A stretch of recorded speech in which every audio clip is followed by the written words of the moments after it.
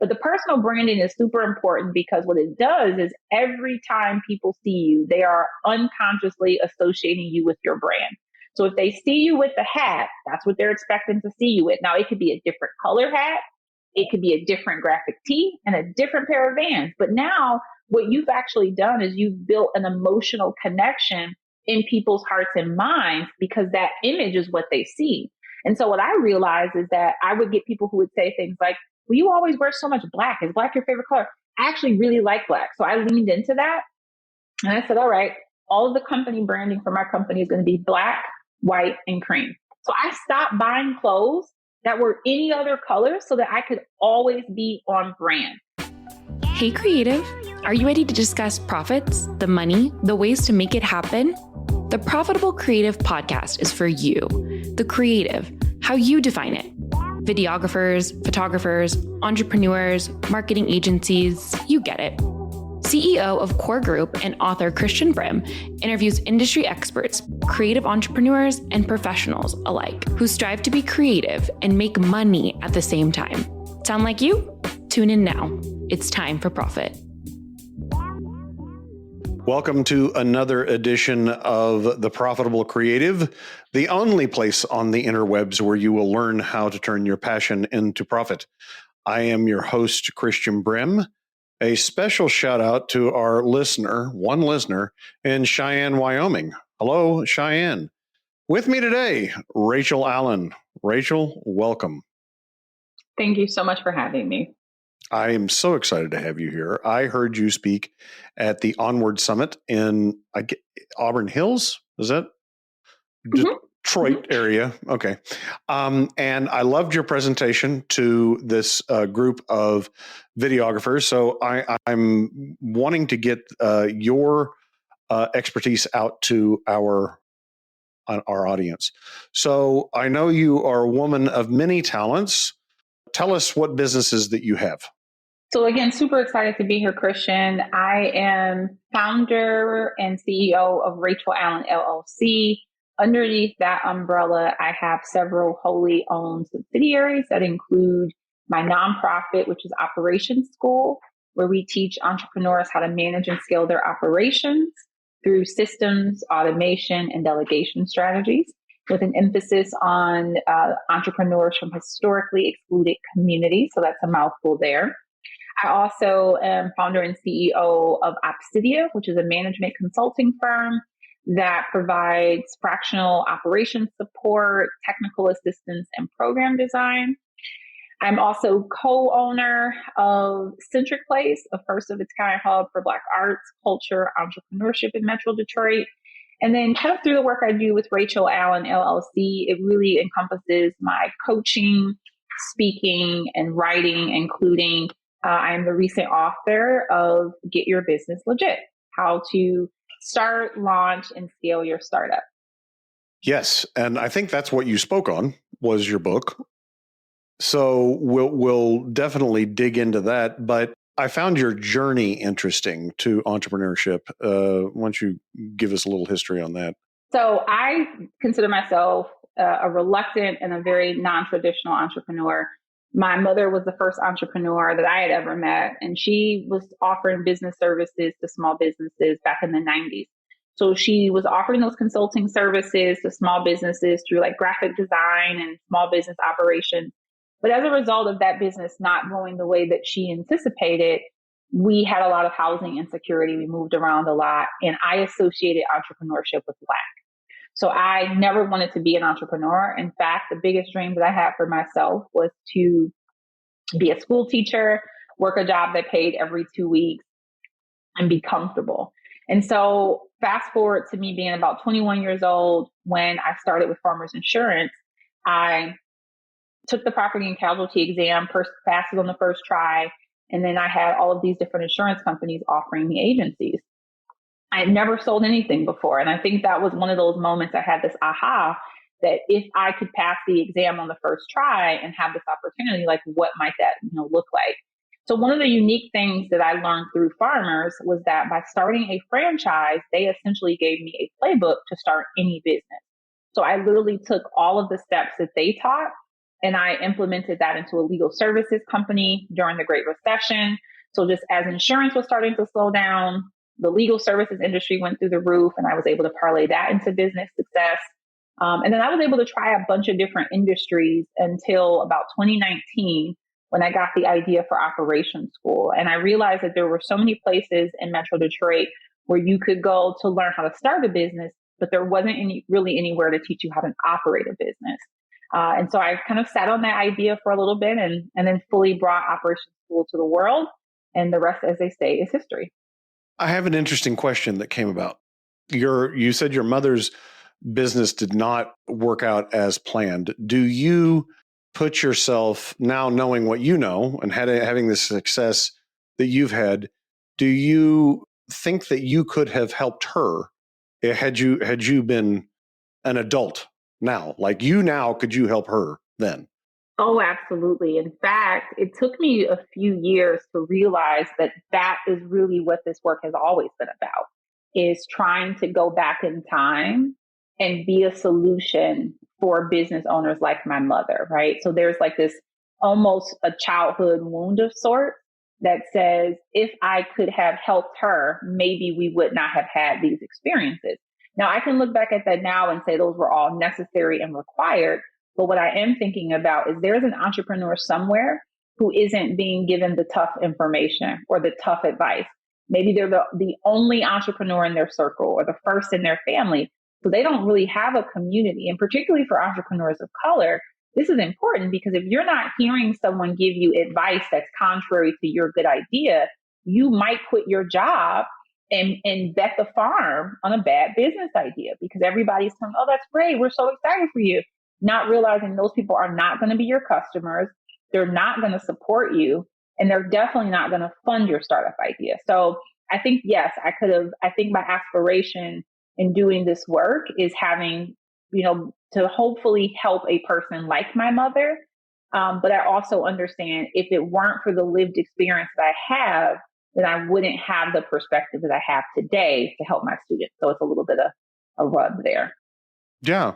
I think that's true of a lot of entrepreneurs that have, I use the word trauma very loosely, but because trauma is relative, right? I'm not going to judge my trauma against your trauma or anything like that. But I think a lot of entrepreneurs start businesses motivated in part by those previous experiences. Even if they don't realize that's what they're doing, right? Like, so it's a way for them to take control of a situation that they didn't have control of before. Or in your case, like my case is very similar. In writing my book, I tell this story in Profit First for Creatives, but my motivation was we had a family business. My grandfather worked in it. My dad and his brothers worked in it, and it was what bound the family, and we were always together. And then when I was 16, it went bankrupt because of the oil crash in the 80s in Oklahoma.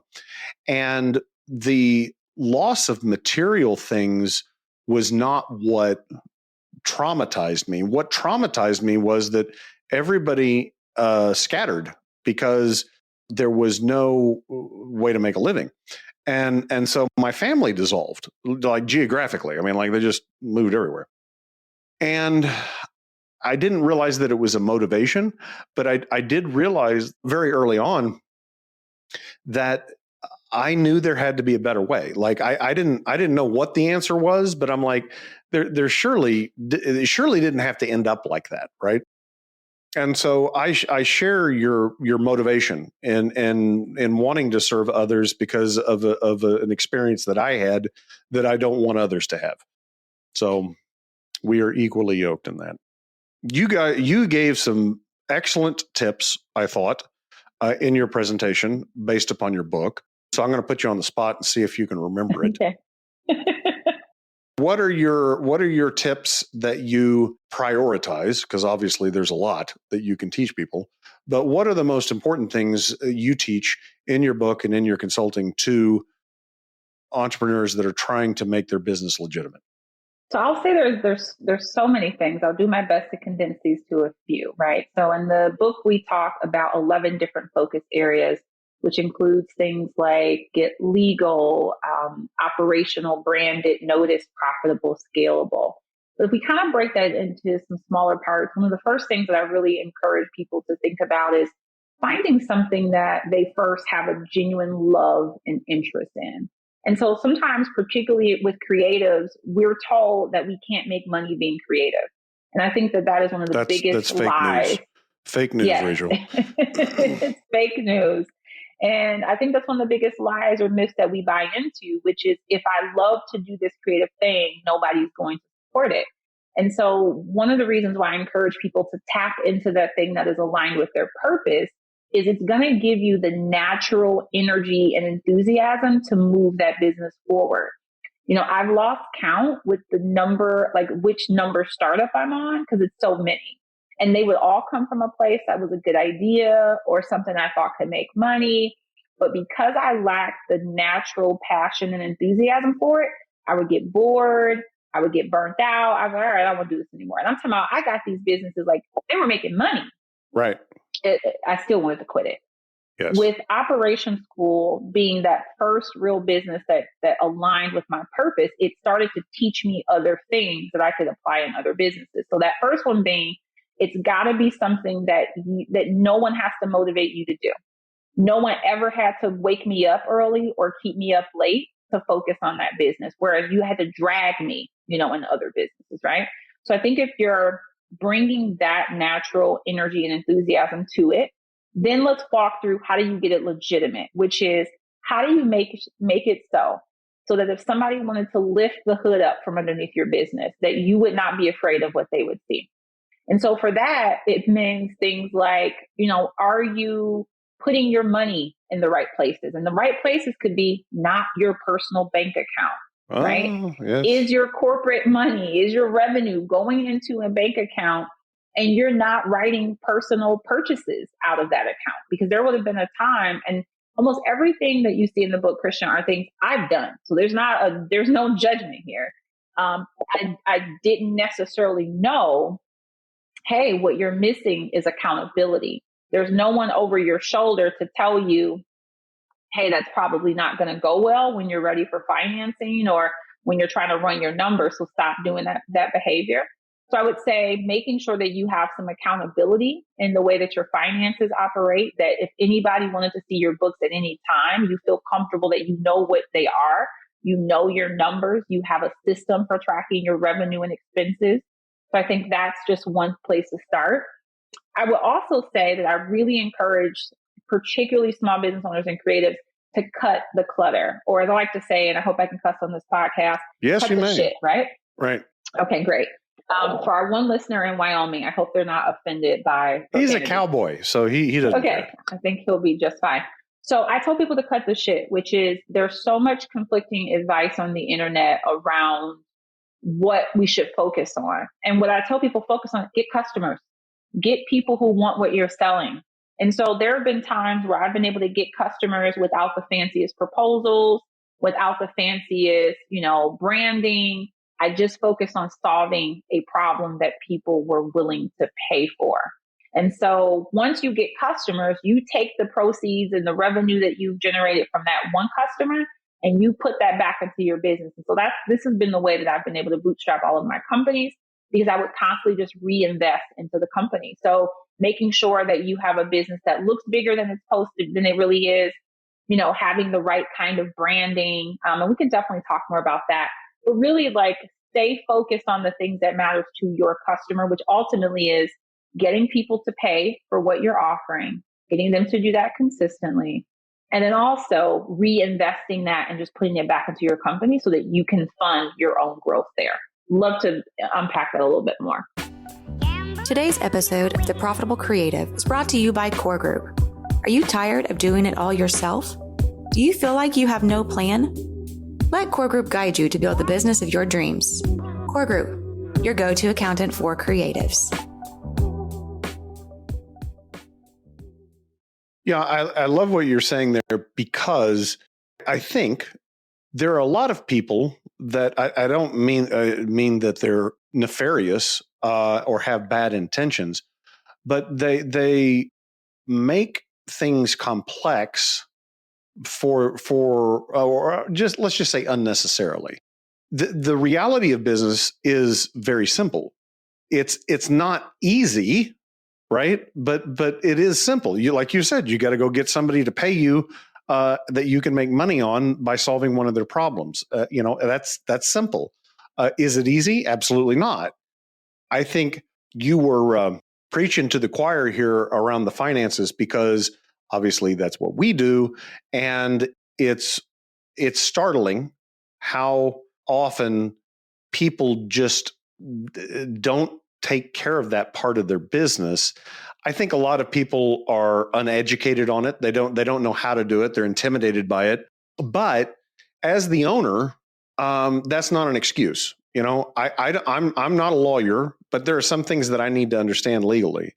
I'm not a marketer, but there are some things that I need to understand about marketing and on, HR, whatever. I mean, like being a business owner, you got to know a lot about a lot of different things. That doesn't mean you can't involve professionals and should involve professionals, but that doesn't mean you don't still have a responsibility to understand what's going on. You nailed it. You come on stage, you have a look, and you talk about, like anytime you see me, you're going to see this look. And I was like appalled with myself because what happened was a couple of weeks later, I was at a meeting, EO meeting, where we had a speaker, and one of my colleagues said, "Where's your hat?" And I'm like, I don't know. I don't really do that anymore very often. And what I should have done when I came and spoke was I should have had my black T-shirt that said, I speak frequent movie quotes, or my Sasquatch one, or one of the shirts that I wear, and my cowboy hat and my Vans, because that's the image that I have out there on the internet. And I was like, man, I should have listened to Racheal before I came, because she would have, yeah. But talk about personal branding, why it's important. So I love what you shared about that, which is I imagine that if you are wearing your Vans and your graphic tee and your cowboy hat, that you feel the most like yourself. And one of the things that I had to embrace, I'd say just a few years ago, was what is it that I need to look like? How do I need to dress?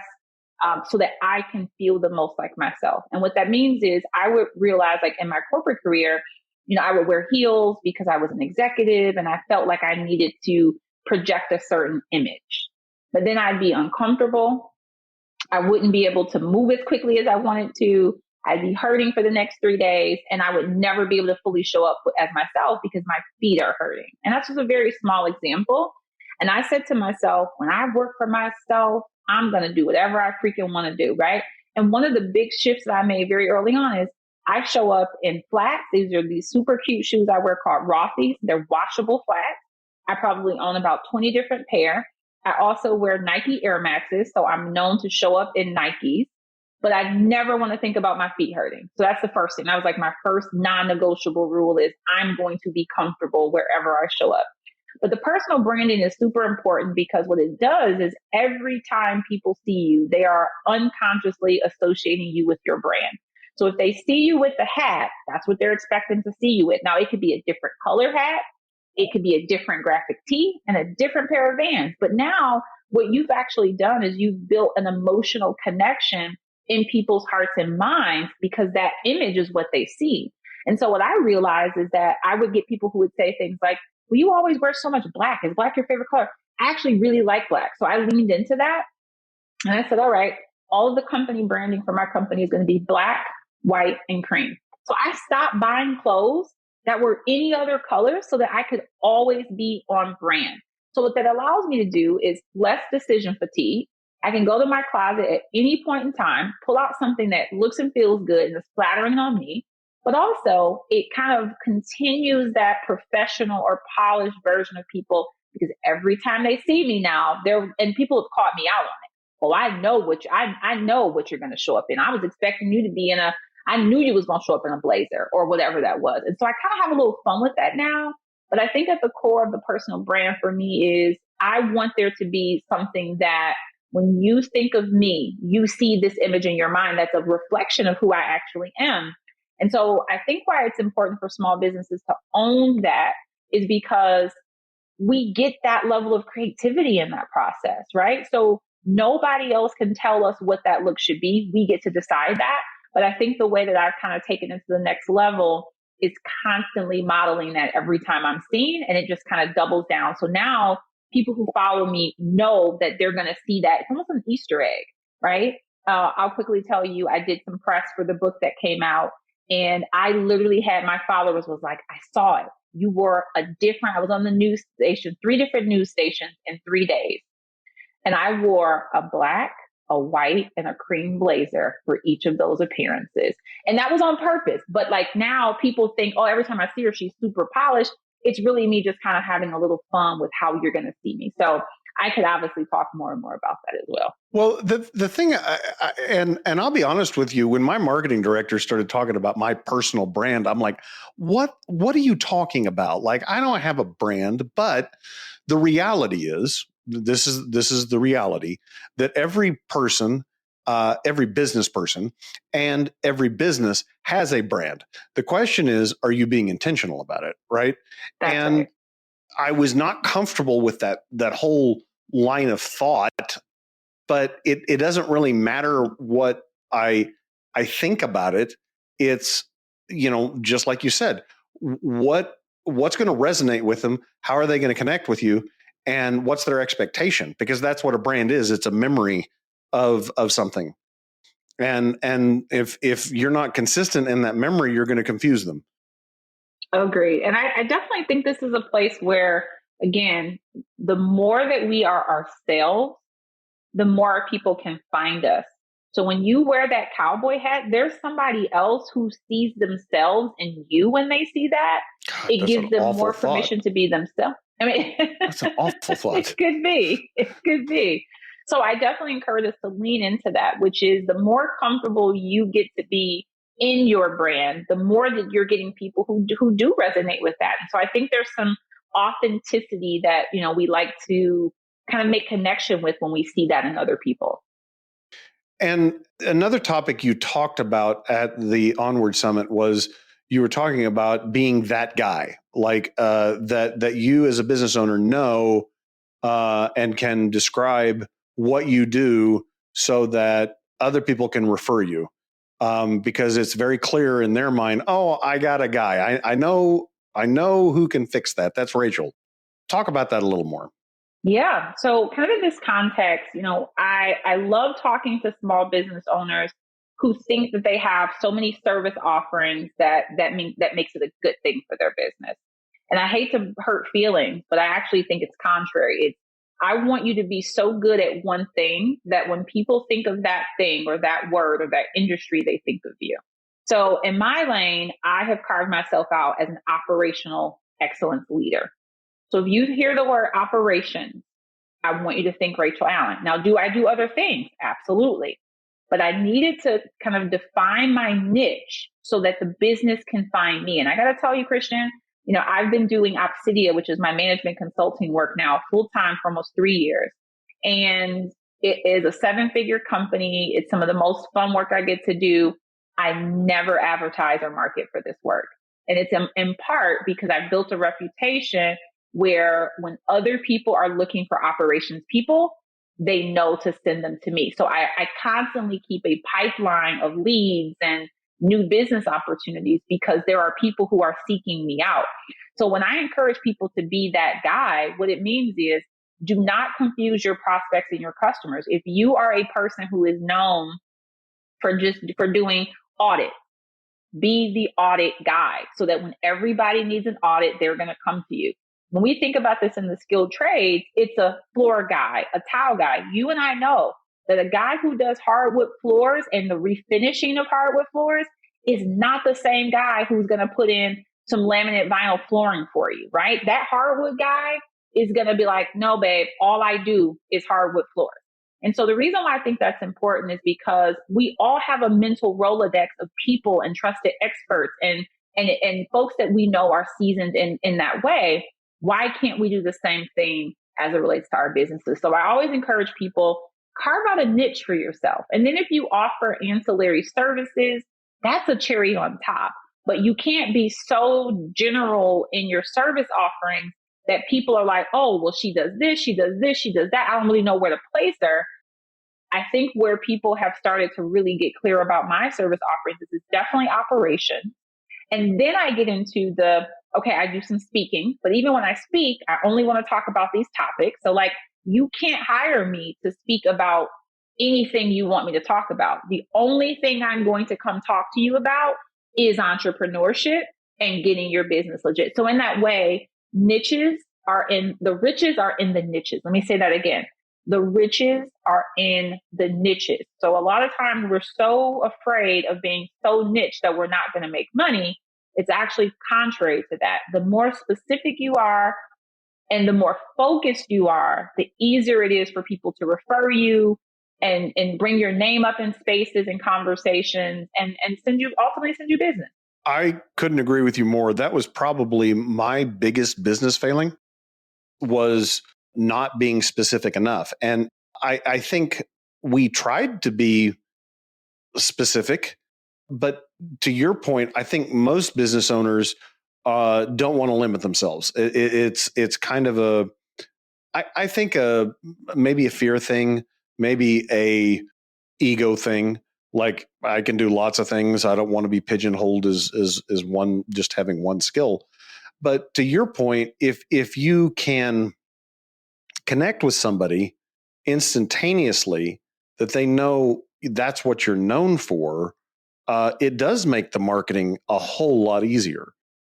It's like there was some plumber that was like the toilet guy, and that was all they did. Right now, as a plumber, you're licensed, all of this stuff. That might be humbling to say, I only work on toilets. But from a business standpoint, it was brilliant because, if your toilet wasn't working or it was overflowing or whatever, you knew who to call. You didn't have to go through the 100 different plumbers right? That's right. And it goes back to making sure that we're building the connection with people in their hearts and minds. It's also part of my personal brand to do things like have colorful language, right? These are the things that differentiate me from other people. When I'm working as a fractional consultant, I'm also going to be very direct, and I'm going to give you advice that you might not like. And that becomes who I am. But the niching there is because this is all I'm focusing on. I'm going to bring in a CFO who is going to focus on the numbers, but I'm only going to focus on your operational systems, the policies, the procedures. I don't even want anything else. And I also kind of name that if we're not careful about niching ourselves, then really what we're saying is we are a generalist. We're not experts. And so there aren't millions to necessarily be made as generalists. And I'm going to say that, I have had businesses that made money, didn't make money. At this phase of life, I only want to run businesses that make money. So I want to be able to comfortably call myself an expert in the space that I'm in. And the way you become an expert is to be good in a very specific area. So whenever I have a business owner who's pitching me something, let's say it's a service or whatever, if they give me too many things that they do, we do marketing, we do communications, we do operations, they're mediocre at best in those three things. But if you come to me and say, we just do marketing, and then I'm going to even say, well, what kind of marketing? Digital marketing, right? Well, if you tell me digital marketing, if I hear someone say, well, we do digital marketing and we use these platforms and we help creative entrepreneurs do A, B, and C, that's the firm I'm going to go with, because what it's telling me is you know how to solve my exact problem. So again, I think it's a scarcity mindset when entrepreneurs are so reluctant to niche down, because in their mind, they're saying, well, I want to get all the business, not understanding the people who just want the toilet guy, just want the toilet guy. And they're going to call him for the toilet and then be like, hey, can you fix this other thing while you're here? But they're going to call him for the toilet. And that's just definitely the way that I want everyone thinking about their own business. Hey, listeners, are you ready to turn your passion into profit? then grab a copy of Profit First for Creatives. Click the link in the show notes to purchase a copy. And if you're not ready to make that full commitment, you can download a free copy of the first chapter. Check it out right now. You mentioned a word that is dear to my heart, the scarcity mindset. And I'm curious if you're willing to share it. You said you grew up in East Detroit, a lot of housing insecurity. How did you break out of that scarcity mindset? What allowed you to think differently?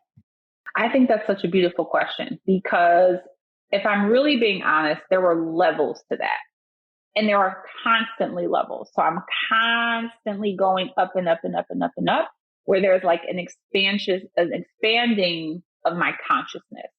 But I would say at an early age, I lived on the east side of Detroit, and I thought the whole world looked like the east side of Detroit, as crazy as that sounds. So I thought everybody was as poor as we were, or that they lived in the same conditions.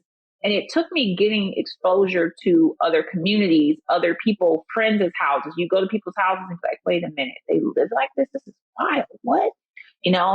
And so that started kind of expanding that. As I started to get more and more and more exposure, what I started to realize is that my whole life had been based in decisions that were made from a place of scarcity. And I got to say that it wasn't until I started to meet my basic needs fully that I was able to move into that self-actualization. So I talk a lot about Maslow's hierarchy of needs as being one of the really pivotal kind of frameworks for how we move across that. I as a person who dropped out of high school, had a baby at 17, I was on welfare twice. I was always stuck in this cycle of self-sufficiency. So I would start businesses from a place of, I got to make money and I need to make money fast, right?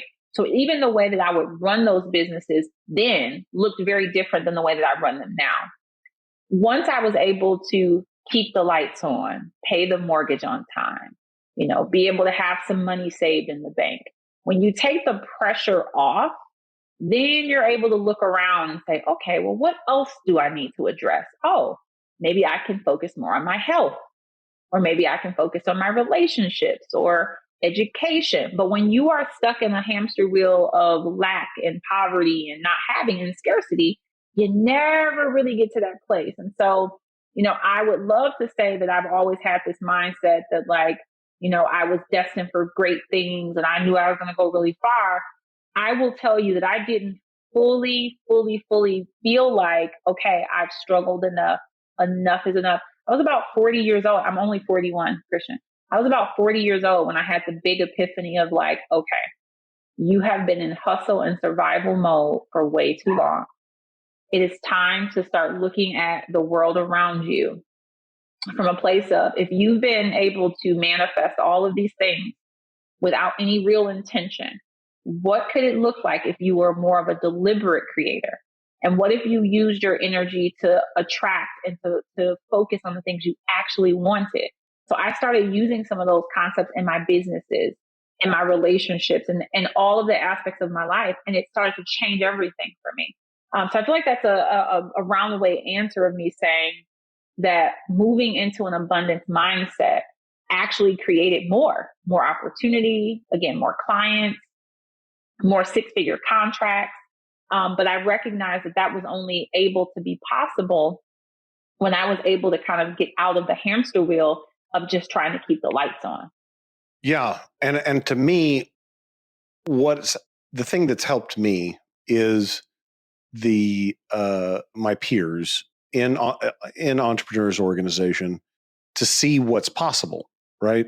And so I think we get in our own heads. It really doesn't matter what your upbringing was. I think the natural inclination is to believe what's in your head is true and that's all there is, right? But when you are exposed, like you saw neighbors, or you're with another business owner and you see what they've accomplished, you're like, oh, okay, it is possible. I like the way you said that it's ever increasing, because there really is no limit to it, right? I mean, maybe someone like Elon Musk, that is a mad scientist that comes up with all of these billion-dollar ideas, maybe he's at that upper limit, but I don't know. I'm not there yet.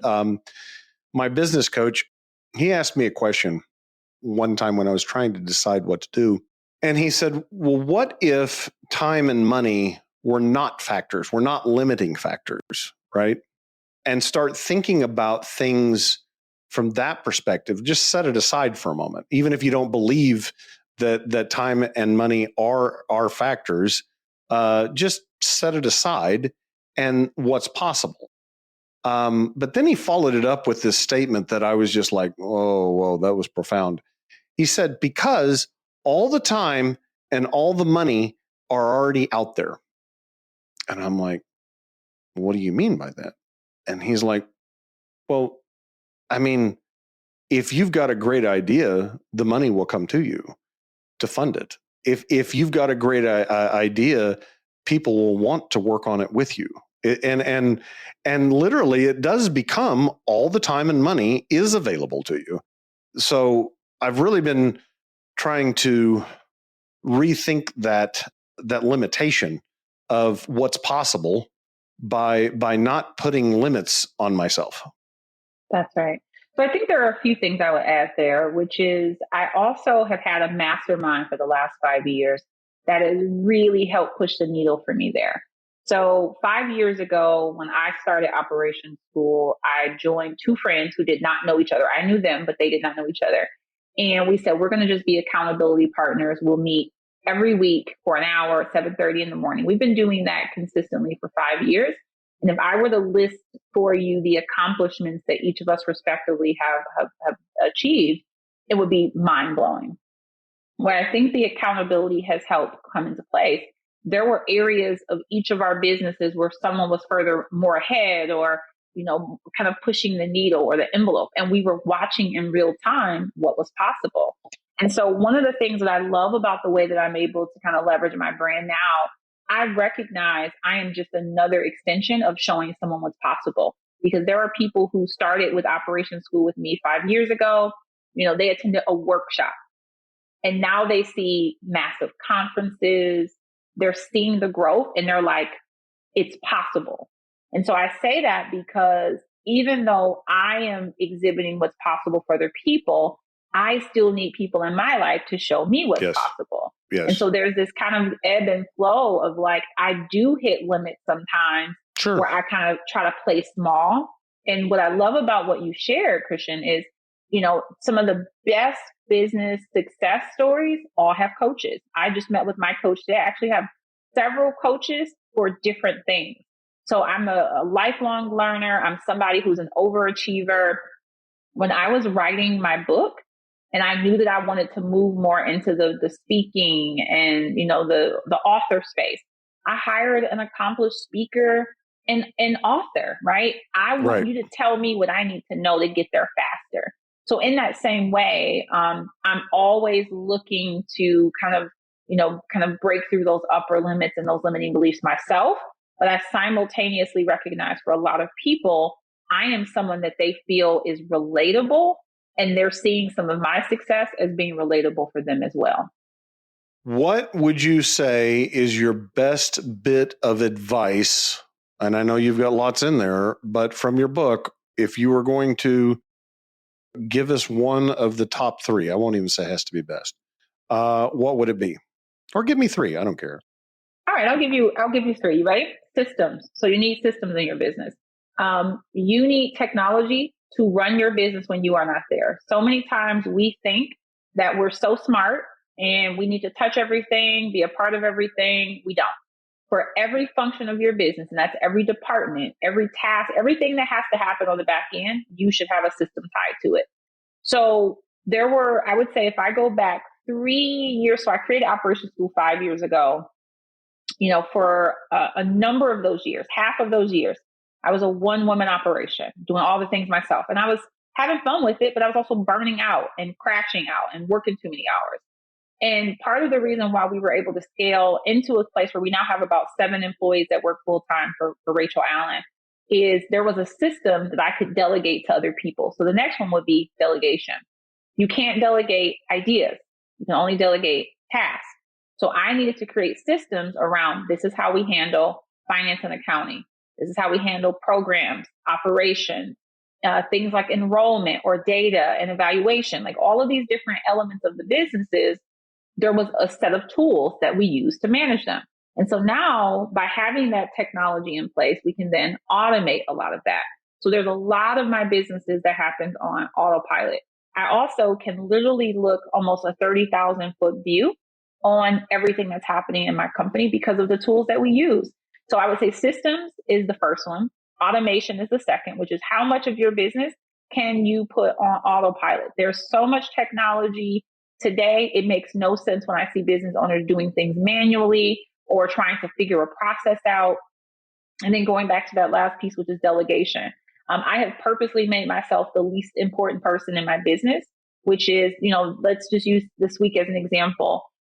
When I have big calls on my calendar, I can work from home. But you know what? The office is going to be open. It's going to be clean. And we have an incubation space. So there's a space that runs whether I'm in the country or not. Work gets to move forward, whether I'm there or not. And I empower people to make decisions, to make mistakes, so that if I'm not there, I'm not impeding anybody's progress, right? People feel like they are fully able to do their job without me. And then on top of that, I have kind of fired myself from being the final decision maker, meaning and I'm going to say this as a way of saying when it's important advice, is to not create a business that you are handcuffed to. So in the early days of my businesses, everything revolved around what I thought, what I wanted, what I needed. And I realized all I'd actually done is created a job that I hated. And that's not why I got out of corporate America.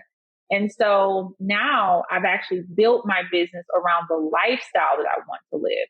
And so this is really the work that I'm leaning more into these days, which is helping people to create both a business and a life that they love. So I create things that speak to the lifestyle that I want to have. So I would say systems, automation, delegation, but also really Here's the bonus. Here's the bonus, folks. Here's the bonus. Being clear about the life that you want. Entrepreneurship is not just about how do I make money or how do I serve people. At the core of this, and this might be a little controversial, you started a business because there are things that you want to do. There are pursuits that you have. There are hobbies that you want to experience. And if all you've done is created a 24-hour job for yourself, you can't be the person that you desire because you're married to your business. And so now what I'm really focused on is helping people get clear about that life up front. And then we go build businesses that support that. So again, I have a team that allows me to travel the world. We take what's called restorative pause in our programs, which means there are times of the year we're not open to the public. We're focused on internally being a better team and putting better systems and technology in place. We also are an organization that operates with very little stress, and that's on purpose. So when things are stressful, it's something's off there. But ultimately, I want to see people create businesses that they actually want to be a part of. Man, you just nailed so many great points, and I'll opine on a couple of them. I think knowing what you want, what success looks like, is key, because entrepreneurs can get trapped on this hamster wheel of grow, more, and never be satisfied or reach that success. Because they don't know what it looks like, right? And two, I think part of that is that the business becomes their identity, and they, like you said, all the decisions ran through them. Listeners, there are some of you that are doing that on purpose. You may not consciously be doing it, but you do it because you want to be needed. You want to feel important. You want to have control, whatever, but it doesn't need you. And in fact, I think overarching, the way I'd summarize what you said is creating a business, something completely separate from you. It's not you. It functions without you. and it is not your identity. Treating your business like a business, getting it legit, as you coined the phrase, is a powerful mindset shift, because then you're not, like you said, just building a job that you don't like. I love all of that, Racheal. I love it all. Yeah, I think it's so important. And I'm saying this because being married to my work for year after year after year cost me a lot. And so I have no qualms about sharing that during that time, I found it difficult to raise teenagers. I went through a divorce, my second divorce, actually. And my husband was my business partner. And there comes a point in time where business cannot be your whole life. But again, when all of the decisions you make are rooted from a place of scarcity, you think, well, if I need more money, I just have to work more. And I'm here to tell people, I promise you, it's the other way around. I didn't realize that when I was more rested, when I was more clear-headed, when I was, more focused on all of the things that were going on, I was actually a better CEO.